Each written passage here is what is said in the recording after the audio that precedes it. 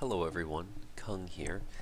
In this video, I'm going to be talking about designing your build's offenses when you're theory crafting a character in Path of Exile. And so when you look across the skill gems that exist in Path of Exile, they essentially fall into two initial categories. There are spells and there are attacks. And when you're designing a character, you want to ask yourself a second question. Are we going to design a crit character or a non-crit character? And what this does is it produces four major archetype categories for types of characters that you can create in Path of Exile, as identified in this table. Now, this is not a perfect categorization of all skill gems that exist. For example, summoners don't really neatly fall into one of these categories, but sort of as just a broad overall scope, these are sort of four major archetypes that exist. Additionally, some skills such as totems or traps have been subsumed under this spell heading, as they're often associated with that spell tag. And so determining which sort of archetype you want to make can be based upon the different benefits and drawbacks for each of these archetypes, and these are really varied. For example, non-crit spellcasters tend to have a large degree of item flexibility in gearing them up, but lower damage ceilings, in contrast to, say, a crit attack base build, which can be much more challenging and expensive to gear up, but can result in a much higher damage ceiling.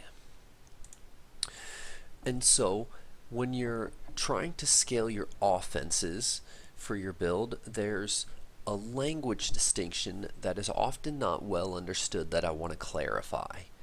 And this language distinction is in using of the words increased and reduced in describing modifiers to your damage, in contrast to more or less modifiers to your damage.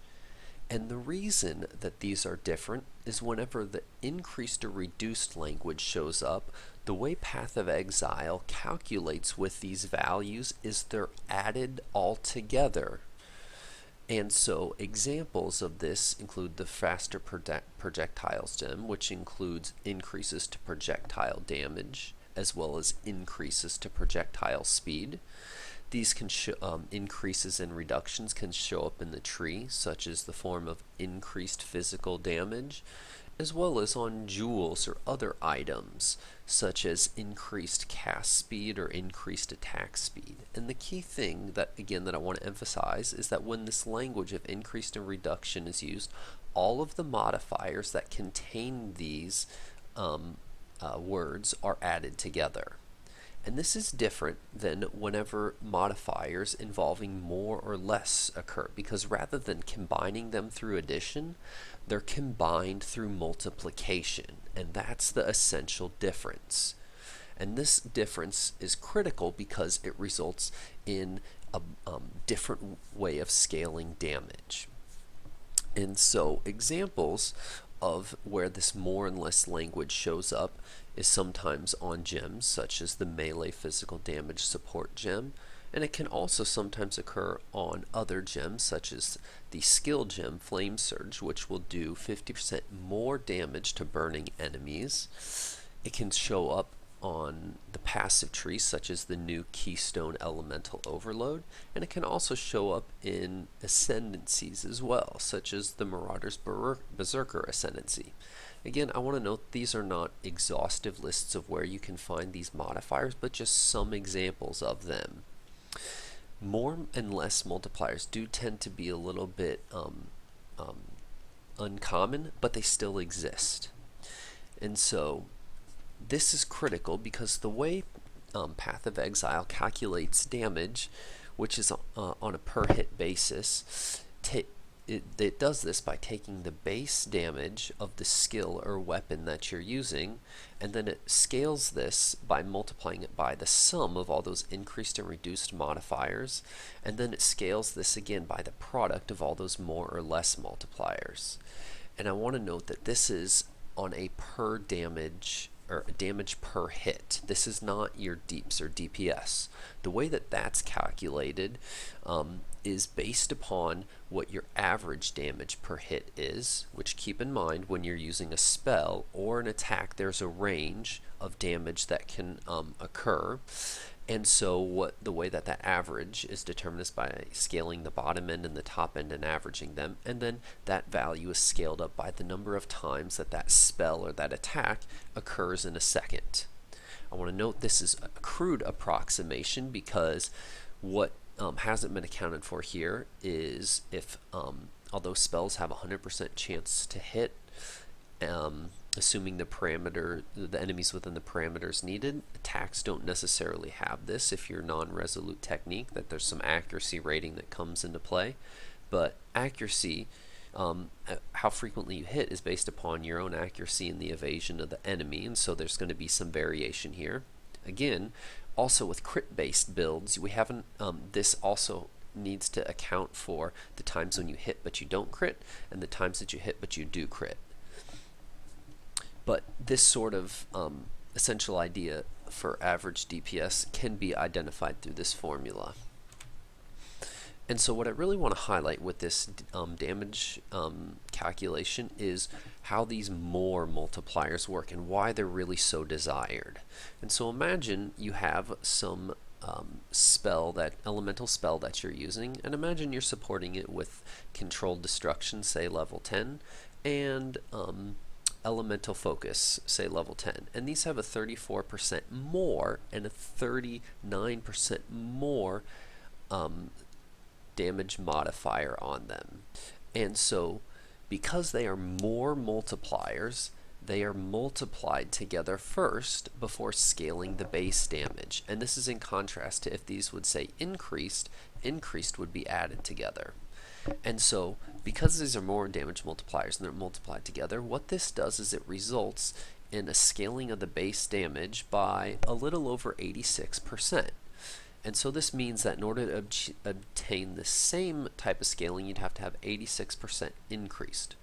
Well, the reason that these more damage multipliers are so powerful is if you added 34 and 39, you'd only get 73%.